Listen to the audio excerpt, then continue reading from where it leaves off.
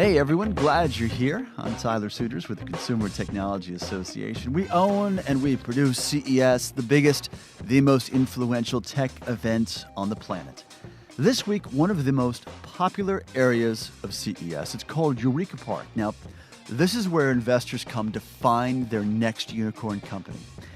Eureka Park is home to more than 1,000 startups. They come from all around the world. In 2018, we had more than 40 countries represented there. So this week, we're sharing a few success stories with you. These are former CES startup companies that are giving you their advice on how they made the connections they wanted to make and also made the most of their time while they were at CES. But first, our sponsors, the folks who help us bring you this podcast. EMD Performance Materials is the U.S.-based high-tech materials business of Merck KGaA, Darmstadt, Germany. Whether it's solutions for the semiconductor industry to make electronics smarter or materials to take displays to the next level, this company works to enable life as we know it and life as we want to know it. Visit emdgroup.com to learn more. Not sure when your first trip to CES was, but I'm guessing it wasn't at 19 years of age, and you probably weren't an exhibitor at that time. Well, joining us now is someone who took her first trip to CES at the age of 19 as a founder, as an exhibitor. Xyla Foxlin, at the time, was founder of Parihug Incorporated, and she is now added to her title, founder of Beauty and the Bolt as well, a nonprofit. And Xyla's joining us from Cleveland. Great to have you with us today. It is so great to be here. Thanks for having me. Xyla, you're a veteran of 3 CES already. How in the world do you wind up at the global stage for innovation at 19 years old, not just attending, but actually doing business there? Yeah, that's a really good question that I sometimes ask myself as well. I think that, so I founded my company completely on accident. It was something I'd built just for fun for myself. And I exhibited it at a hackathon. So it was just like a 36-hour project, no big deal. And then this company, this VC firm from Silicon Valley gave us a $1,000 grant. And they were like, we think you have what it takes to be a great startup founder. If we give you some money, will you keep going? And so that $1,000 actually got us all the way through our first CES. On $1,000. That's really impressive. On $1,000. Excellent budget management, right? Thank you. And we did have an advantage where I attend Case Western Reserve University, and they had run a competition that said, like a display at this alumni event, the alumni will vote, and the top 2 winners will go to CES. You'll get like an all-expenses paid trip to CES. And I actually lost that competition. I came in 3rd by 1 vote. And I walked into my entrepreneurship director's office here at Case and was like, I'm going to CES. I don't care what you say, but I'm going. So you can give me a booth and I will figure everything else out. And the first day was kind of like, And then day 2, he came back to me and was like, yes, we'll give you a booth. Do whatever you need. And so we did, we flew out to Vegas. We did everything on just that $1,000. So part of that certainly has to do with your persistence, right? True characteristic of an entrepreneur. But let's not overlook the technology involved. Your invention. You're a mechanical engineer by training. Yep. Tell us about Parihug and how the idea formulated and how you put it into a tangible product. Yeah, so Parihug was actually, I was in a long-distance relationship, so my boyfriend had graduated and moved across the country, and I just wanted a hug at the end of a really long day. And I realized that, we have developed technology to the point where I can send gigabytes of data almost instantly to him. I could send him a movie, but I couldn't send him a hug, which seems so much simpler to us, from a human perspective. And so I started kind of playing with the idea of, robots that could transmit a hug or anything. And I was obviously balancing user interface design and kind of knowledge of what humanity wants with my nerdy side that really just wanted to build an awesome robot. And I landed on Parihug. And so Parihug made internet-connected stuffed animals that let you hug people from anywhere in the world. So when one was hugged, its paired one would gently vibrate out the hug in real time and vice versa. And if they were both being hugged at the same time, you'd feel each other's heartbeat over the miles.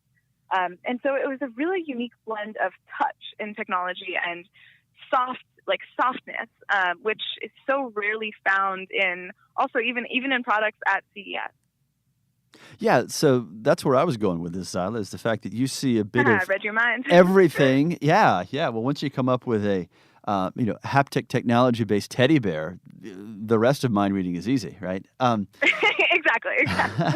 So you go to CES, and as I was saying, there's a bit of everything there in terms of what can be part of the Internet of Things, what's connected, and now more and more of the AI-enabled technology.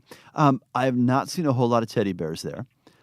Did you feel like you were unique stepping into Eureka Park in terms of product, or was it a 180 from there, which is, oh my gosh, I'm the 7th teddy bear related company I've seen today? Oh my God, we stuck out like a sore thumb. It was awesome. For starters, myself and my co-founder were both teenage women founders in Eureka Park, and we had teddy bears. And from the outside, you'd be walking through the aisles, and you'd see all these like smart devices and smart watches and hard plastic IoT things.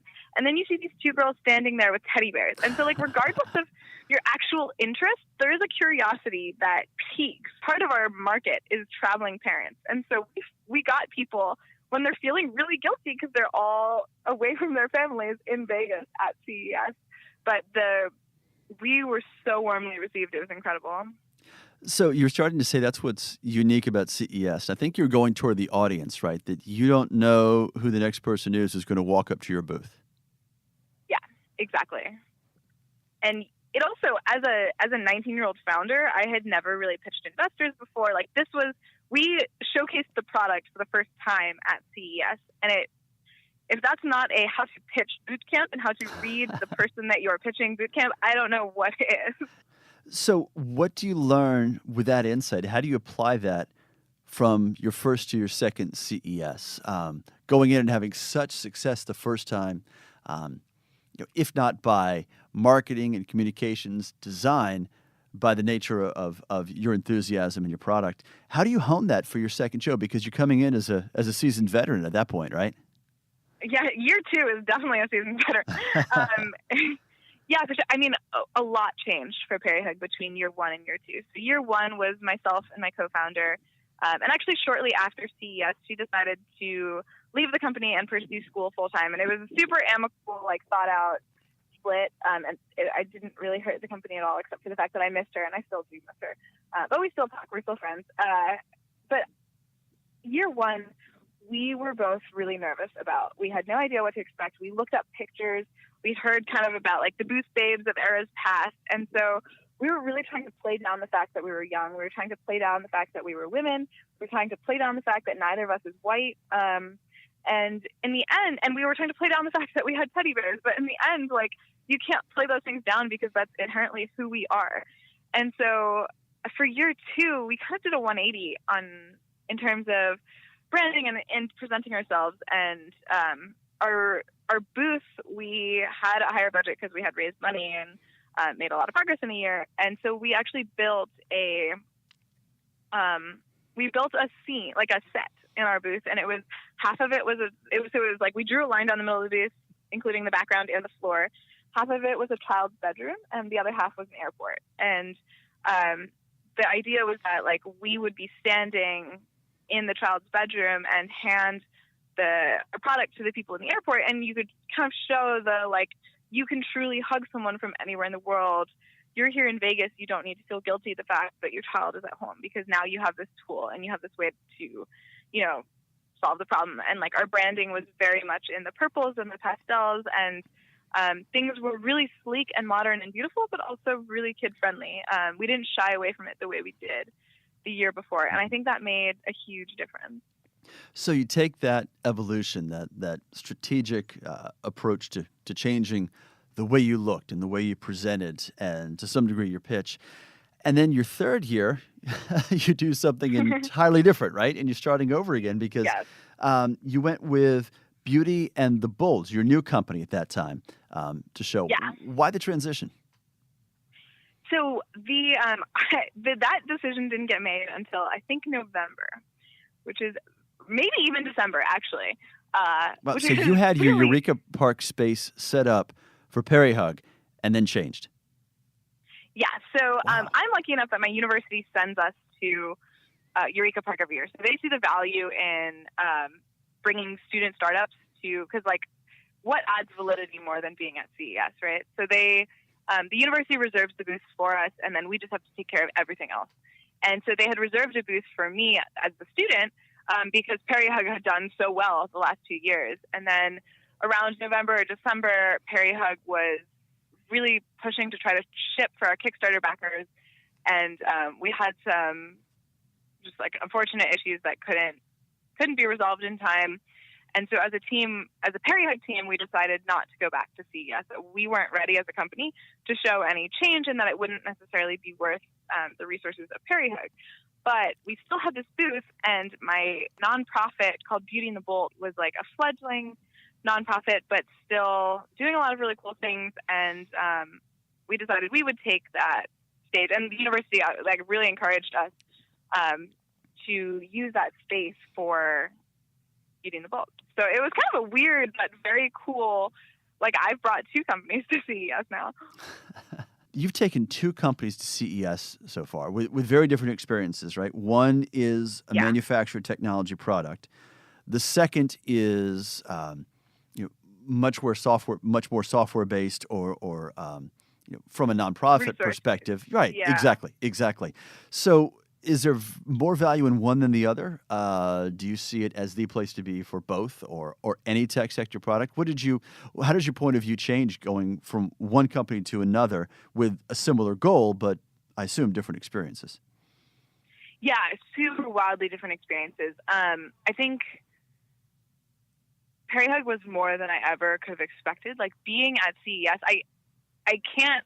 Even now that I'm graduating in a couple of months and trying to figure out what company I'm going to start next, what I'm going to do with my future, and I look at it and I'm like, wow, I really can't have done anything better than launch Parihug at CES. And so I think Beauty and the Bolt had definitely a different experience because we didn't have a product. So Beauty and the Bolt is a STEM education platform that's really geared towards getting girls and minorities involved in engineering and making, and kind of promoting the idea that art and engineering are linked, and also really promoting the idea that femininity and engineering aren't mutually exclusive. Like, you don't have to be the stereotypical tomboy to be a great engineer. Like, who you are shouldn't stop you from pursuing something that you love. And that's a much more abstract concept to be bringing to a trade show. So we also had less time to prepare, and yet it was still an awesome experience. I think one of my favorite things to do with Beauty and the Bolt is we usually put up a blackboard, and on it we'll put, if I could make anything, I would make. And then we just hand out chalk, and people can write on our blackboard. And so we did the same thing at CES this year. We put up a couple 4x8s and painted it with chalkboard paint, and then we put stickers up so that if I could make anything, I would make. And people just came in and filled out whatever was on their mind. And what I noticed was a lot of startup founders, like, it got them thinking more about what they do, which was really cool. But honestly, like, from the nonprofits and like specifically what we gained perspective, a lot of it was the network.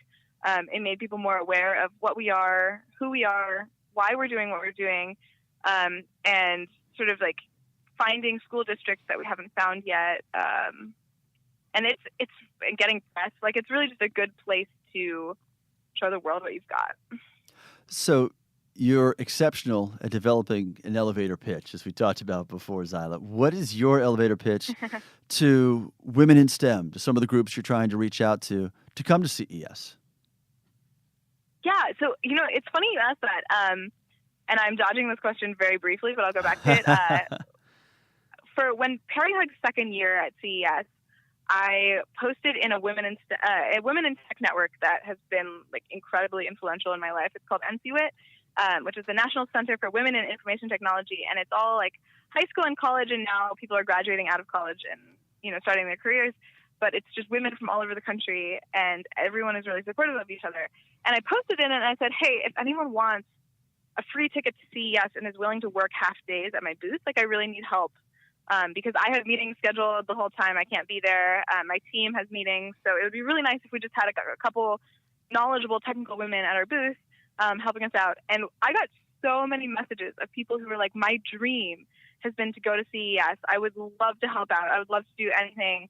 I just want to be able to walk around and see all of the things that are happening in the world. So I ended up bringing a bunch of girls from NCWIT to CES to help out, and they spent probably like, I only needed them like 2 or 3 hours a day in our booth, and the rest of the time they got to explore the show.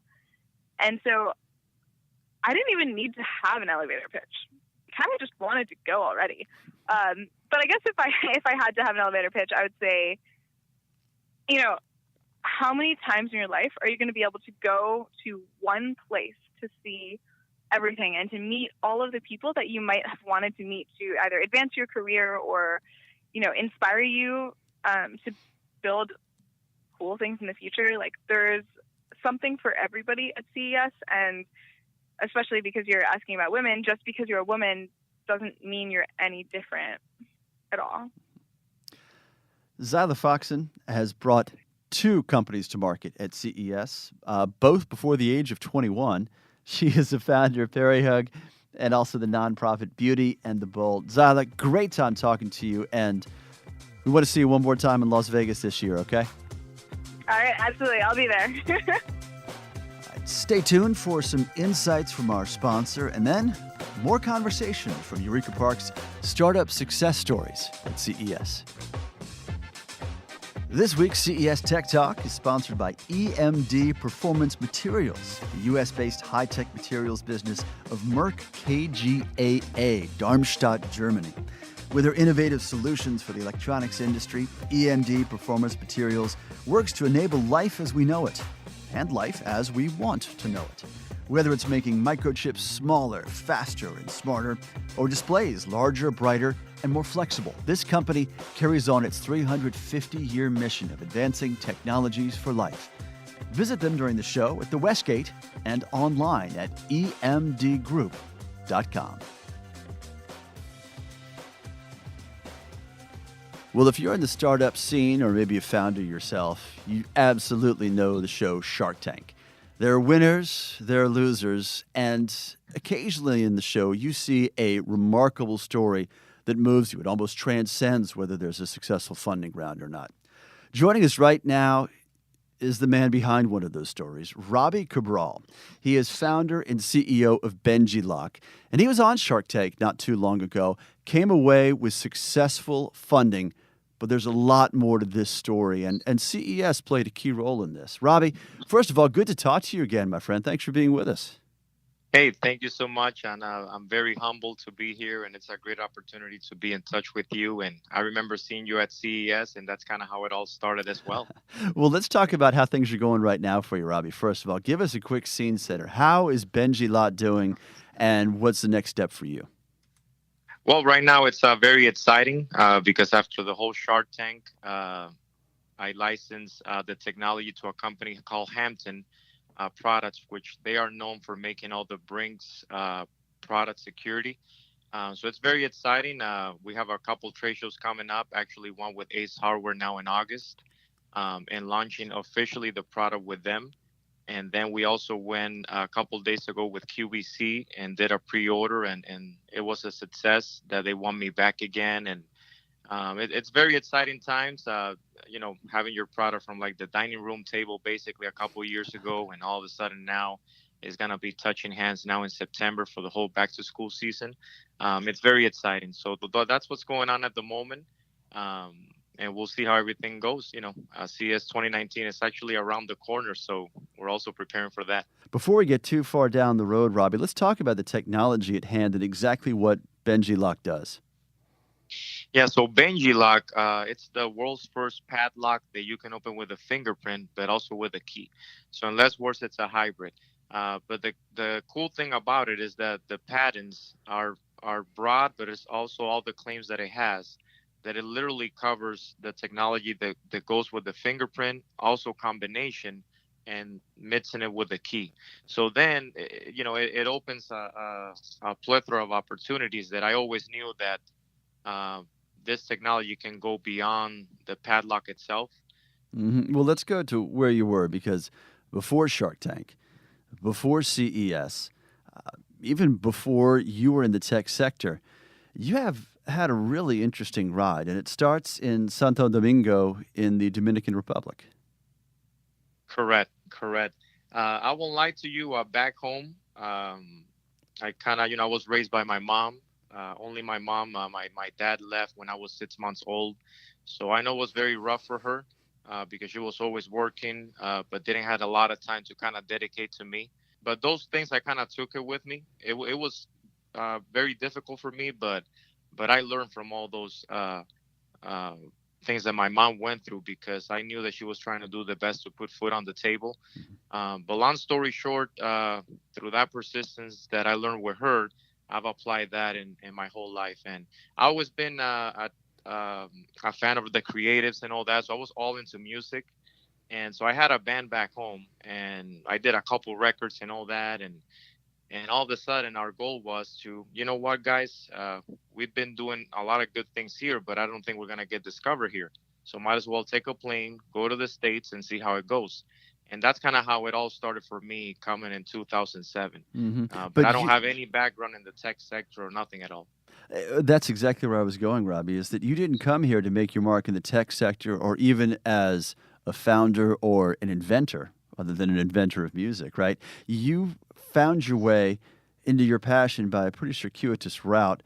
And one of the key steps was the birth of your daughter. And you mentioned your youngest daughter. It was not the happiest of days for you, if you can go through the circumstances at that point.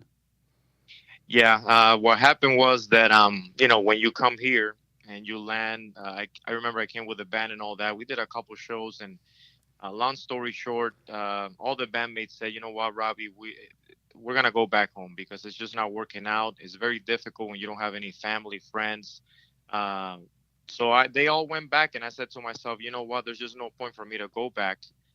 Get a normal job that you're gonna get paid $1 an hour back home, which back home you're happy, but then it's like you're just not gonna get anywhere. So I decided to stay, and my life kind of started that route, bumping into a lot of doing anything that I could just to make ends meet, from housekeeping to working in restaurants. I mean, you name it. I think I did everything just to kind of keep putting money on the table. Then I met my wife and we had kids and everything. And what happened was that I landed finally like a good job that I felt like it was great because it was near my house. I was applying kind of like the techniques that I've learned through my life in this company, which was in real estate. So I got the best of worst news in the same day. So basically, I got called in. I got laid off in the morning, and I remember coming home very depressed and all that. But I don't see my wife in the house. All of a sudden, I'm hearing that we have to go to the hospital because the baby's almost on its way. And that same day, in the midnight hours, then my daughter was born.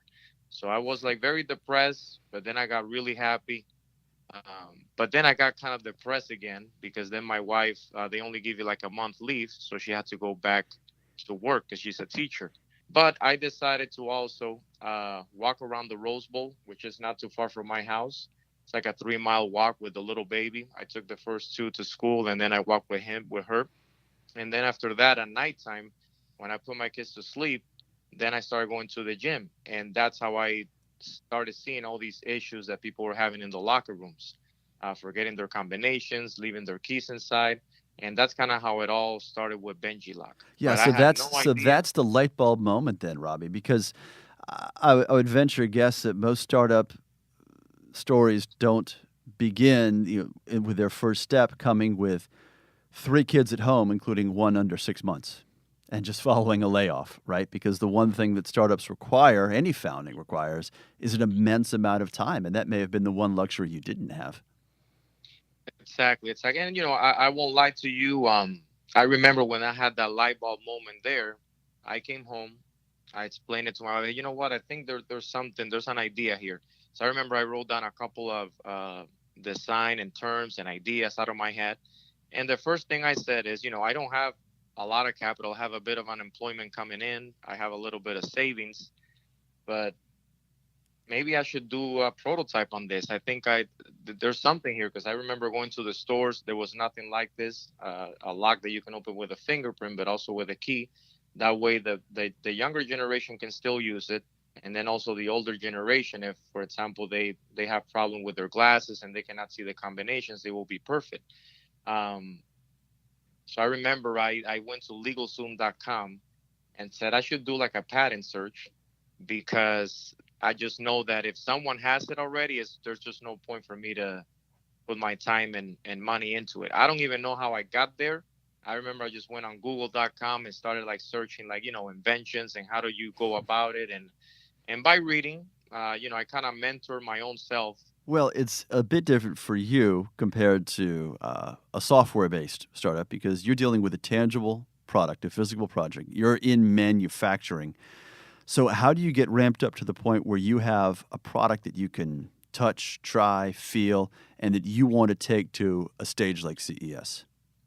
Yeah, and I completely agree with you. I had no idea until I started digging myself into it deep that it was hardware, and that's when I knew that, oh boy, this is not gonna be cheap.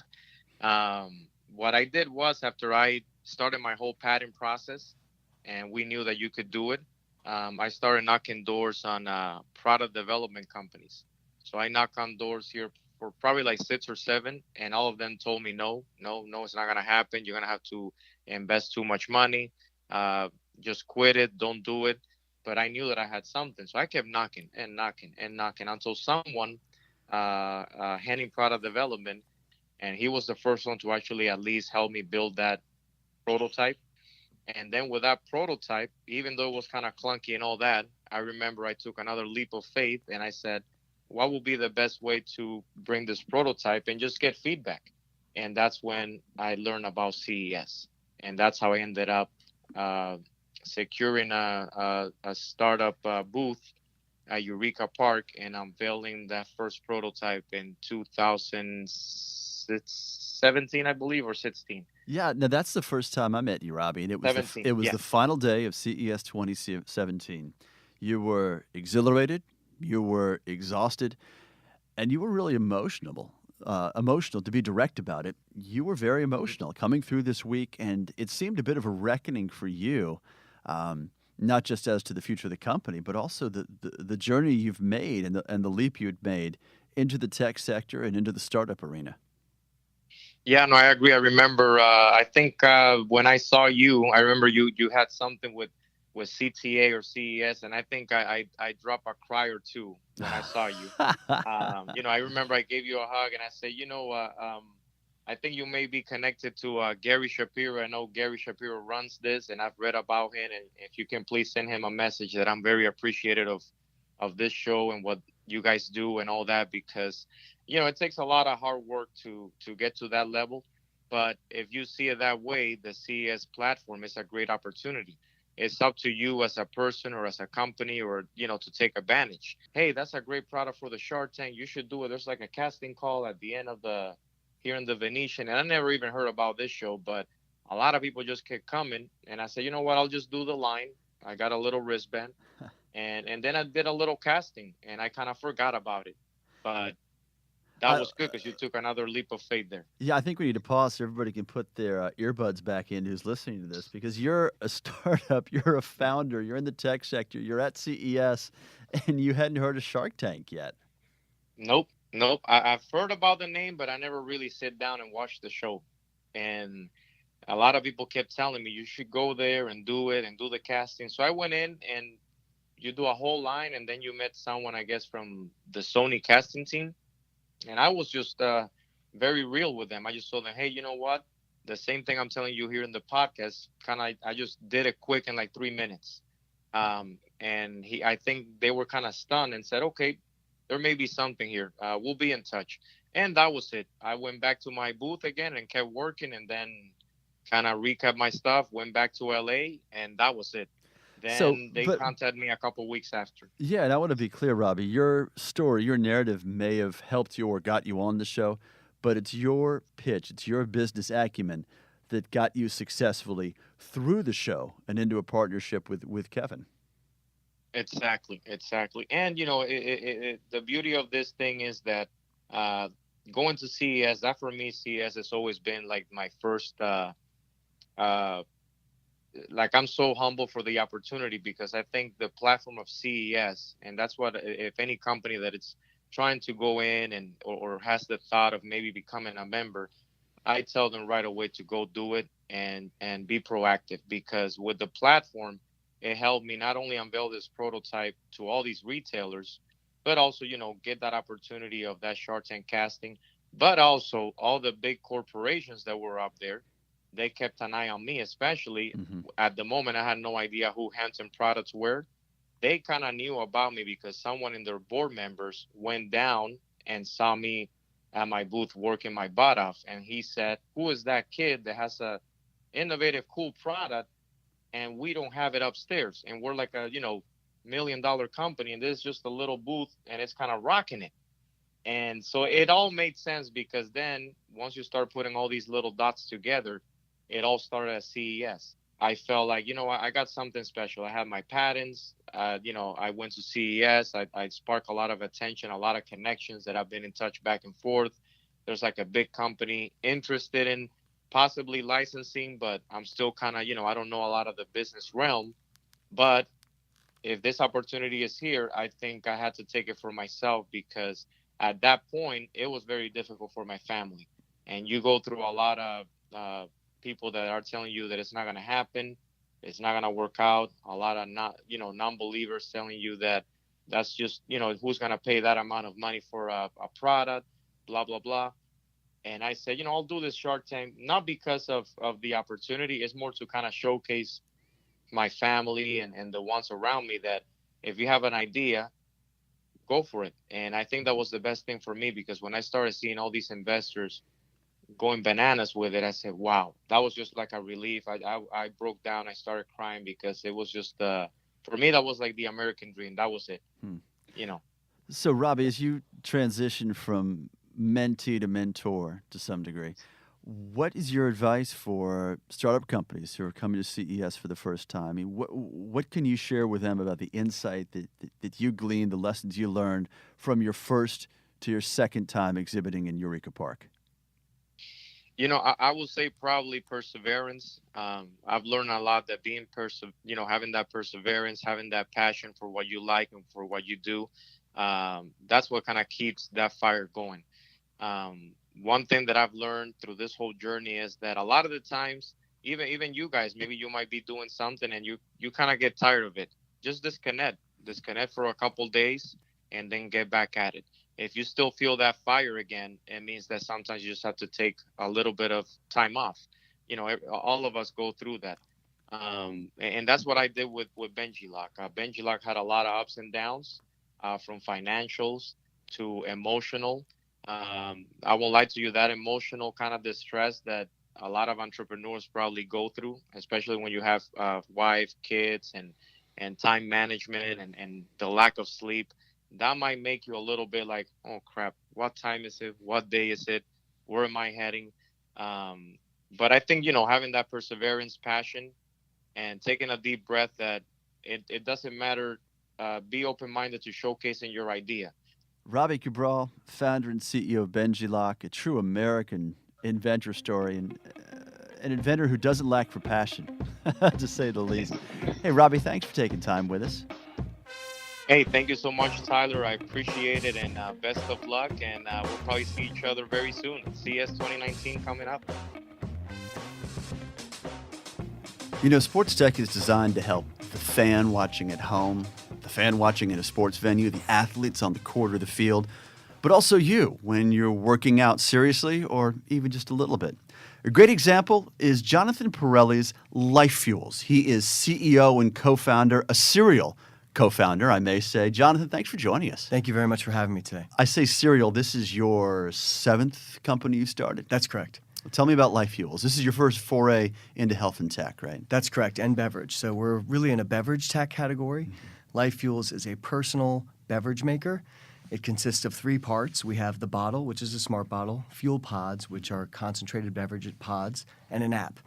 So all of them work together, where the pods, each one consisting of up to 15 servings, are inserted into the base of the bottle. So 3 pods, 45 beverages, and then the entire experience is managed through a companion app that actually works in conjunction with your Fitbit, Apple Watch, Garmin, and others. So you have a complete tracking of your input and output to close the loop on fitness. It's a unique product. Yeah, so that's where I was going, which is regardless of how serious you are about yourself as an athlete, LifeFuels is the kind of tech product that can match your level of intensity, right? How closely you want to monitor yourself, or maybe it's just a learning experience. That's right. We actually think that the user base, our audience, will consist of the gamut. So we'll have athletes that work out every day, some multiple times a day, and everything they consume matters to them, and there's an outcome for everything that they eat or drink. Then there are sort of habit builders. Those are achievers, the first batch. Habit builders are people that may work out, may fall off the wagon on occasion, and sometimes they work out to eat certain foods to try to earn that meal. And then we have technology enthusiasts, who a lot of the members of CTA are, and a lot of people in consumer electronics are, that may not work out at all. They may have an active lifestyle, but not necessarily exercise, and they just love technology. So the latest and greatest things are, a lot of trends are portable, convenient, and flexibility. People want the ability to make what they want when they want on the go, and we hit a lot of those trends. So I want to talk about the product too a little bit, Jonathan, and how it looks and what it is and what it does. But it's a good-looking water bottle, right? It's handheld, looks like something you buy off the store shelves that holds, 20, 24 ounces. But the cylinder gets wider, and it looks like heavier at the bottom. And that's where the real technological elements are, right? That's correct. So we have printed circuit boards. We have motors for each pod. We've got RFID read-write capability. So each pod is actually smart as well. And then, there's some interesting technology that's ultrasonic level sensing. So we know how much of the water you've consumed, and we also know if you've spilled it out. There's an accelerometer in the bottle. So our goal is really to help people track what they consume and then provide them what they need for every occasion. So you have many occasions throughout the day. I wake up in the morning and I like to have some energy and caffeine. Later in the afternoon, sometimes I need that as well. I need hydration products during the day. And then I really like a pre-workout or post-workout that is providing my body what it needs to help support the exercise I've had. And in the evenings, a sleep. A melatonin, vanilla, chamomile, Rubio's tea is one of my favorites. It actually tastes delicious. That's a real thing, right? That's a real thing. That's one of our. So that's what's interesting. We're not just a tech company. We're also a beverage company, and that's why CES has been perfect for LifeFuels. You don't just see, the folks with Apple with their badges turned around, or Amazon and other distributors and partners in manufacturing. You see Coke, Pepsi, Nestle, Keurig. We met Keurig at our booth. Keurig's now our Series A investor and partner. It's a pretty amazing story and one we're really proud of, and it's a lot of it because of CTA and CES. Well, I want to dive into the consumer aspect and our changing tastes and maybe openness to more technology, whether we're working out or not, Jonathan. But let's talk about the serendipity behind that meeting of Keurig. I mean, this is a company that's making moves globally, and this is a meeting, someone that you did talk to at CES 2018. How do you get from that first conversation and handshake to where you are today? So if I may take a step back first, we actually went to Vegas gambling, and our goal was to find a strategic investor. Not literally casino gambling. I was at the tables for about 10 minutes. That was it. A little bit of blackjack. We were absolutely gambling with the business. I think any startup entrepreneur, you're taking a risk. But our goal was to leave there with the right partners that we could then have further conversations with about a strategic investment and relationship. So interestingly enough, an early scout team sort of came around from Keurig, I would say director level, and found us and said, okay, we heard about your award. The Innovation Award always helps. I think it's what a lot of the advanced teams and the media companies that are sharing executive tours throughout CES look towards. And you're talking about the CES Innovation Award. That's right. We won our second CES Innovation Award in sports, biotech, and fitness. We're really proud of that. And I think that turned them on to us at first. They came by the booth. They stayed for about an hour having a number of conversations with us about how far we are. And the trick to, I think, getting CES right is not having something you can talk about, but having something you can demonstrate. So we had the bottle. You see it right here on the table. We had over a dozen of them working, so everyone from the company had their own bottle and using it. We had manufactured those here in Reston, Virginia, by the way, with parts from all over the world. But when we could demonstrate that the first day to those folks from Keurig, They came back later that afternoon with other executives. They came back the next day and the day after and the day after that. And we turned that into pretty great conversations at the show about the potential for us to work together, where we were in our financing round. We had closed a Series Seed round earlier the previous year, actually June of 2017. And so the conversations got pretty hot and heavy pretty quickly. And the next week we had two of the top executives from Keurig in our office in Virginia. And it takes some time, as always, to negotiate and perform due diligence, but we closed our round April 11th of 2018, and that was Keurig as the sole investor and largest shareholder outside of the founders. So. Well, congratulations, first of all. Thank you. That's a major victory for you. You look at the timeline, Jonathon, and you think, wow, 3 months from when you first shook hands at CES to getting that close in April. I guess it wouldn't be surprising to you that so many well-known consumer brands are at a place like CES, right? It's a gathering for every company that's even tangentially connected to technology, and that is virtually every major sector, if not every major sector in industry today. How have you seen that transformation take place? Because you've been doing this for quite some time. You've been to CES with a number of your different corporate iterations. How do you get to the place where a beverage company is now a technology company? Sure, it's wild. We were talking earlier with John as we were walking into the studio about the fact that it was televisions and other technology that has been around for a really long time. But CES has transformed to the only show we spent marketing dollars on in 2016 and 2017 and 2018. That was it. Now we go to BevNet because BevNet is a very focused industry show for beverages, but CES is the only show where you can find Amazon and other distributors and partners that will actually help you sell the product in retail. Manufacturing partners, which is quite interesting because in many cases you really need to build those relationships over time. So we built some from 2016. We still have today in 2018. But what's most interesting is the healthcare providers, the pharmaceutical companies, and in our case, very fortunately, beverage companies. And they're there because everything ultimately will be IoT. Everything will be connected, and most things are now.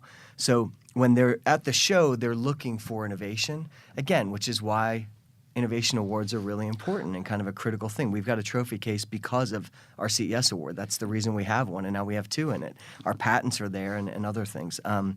But the show has transitioned to something I think every founder that has something in technology could benefit from being at. And that's why Eureka Park is a great place to start. Our 2016 time spent in Eureka Park and throughout the show was very different than 2018 because we had a very large booth earlier this year in Sands, and we were kind of right behind Peloton and near a lot of other companies that have already got quite a bit of revenue. But it was 2017 we spent a lot of time at Eureka Park, but we didn't have a booth. We were just walking around with meetings. My co-founder, Rob, flew out there for $89, stayed for free because his dad was at the show as a technology executive, and I think his dad paid for the meals. So we spent under $100 to walk the floor and had meetings that were follow-up from 2016. And really counted for our 2018. So it's a continuity, and I think the earlier you get there, the more quickly you'll develop the relationships. Oh, there's something special there about walking the floor, especially in Eureka Park. We're talking about more than 1,000 startup companies from around the world, and I find when I'm walking that you have no idea what you're going to see next, right? So I assume from a business perspective, it's not just getting the round of funding you need or making a partnership connection that may pay dividends. It's also about inspiration.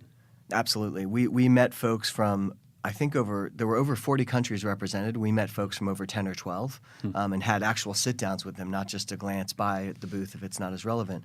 Well, as you promised, we would get back to this, which is the element of consumer acceptance, right? I don't know where the tipping point is or if you would identify one, but health technology has penetrated so many aspects of our daily lives, whether you're considering yourself an athlete or not.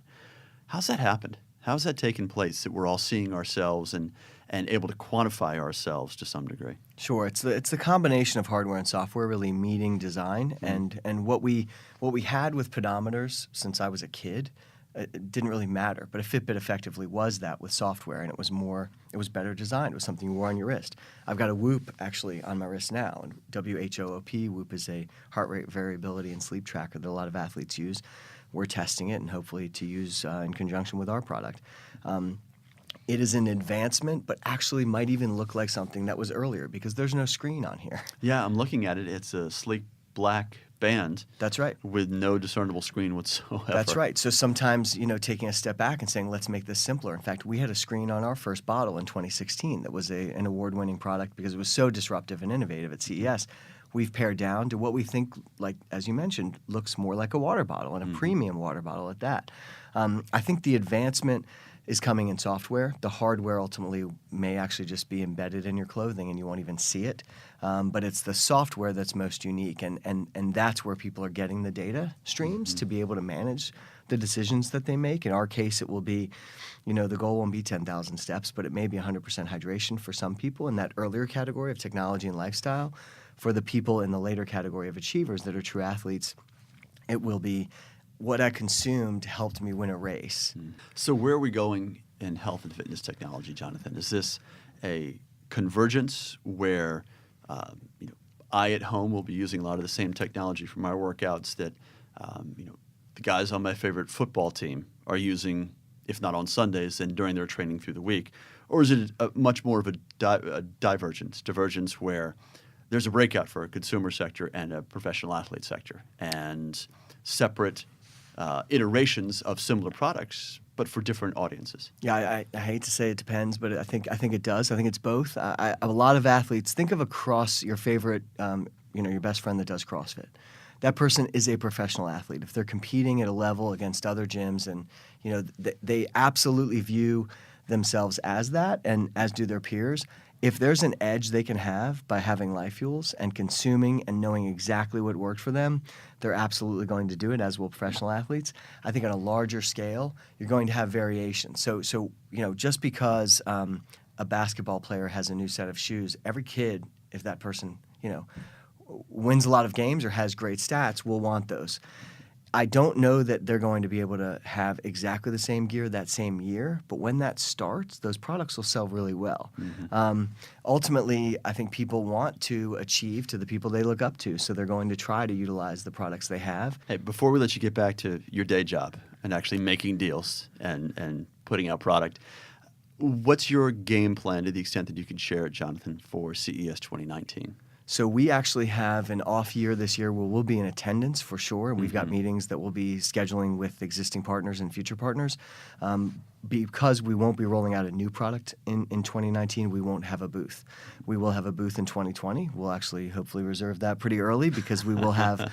booth selection does start soon, It starts at the show the year before. So we like the idea of bringing new products to market at CES, and we are excited to extend the line of LifeFuels bottles, and in 2020 we'll be doing that, so we'll have another booth for sure. Jonathon Perrelli, CEO and co-founder of LifeFuels. Not just a cool product, but a really good-looking product too. Jonathon, thanks for being with us. Thank you very much, Tyler. Appreciate being here. So next week we are diving into the world of sports and technology. And among the folks you'll meet, a former NFL star, a Pro Bowler, who had a pretty impressive mentor early on in his career with the Seattle Seahawks. Best thing that happened to my life was being drafted by Mr. Paul Allen, and the Seattle Seahawks. Most people know that Paul Allen started at Microsoft, so it was it was pretty cool.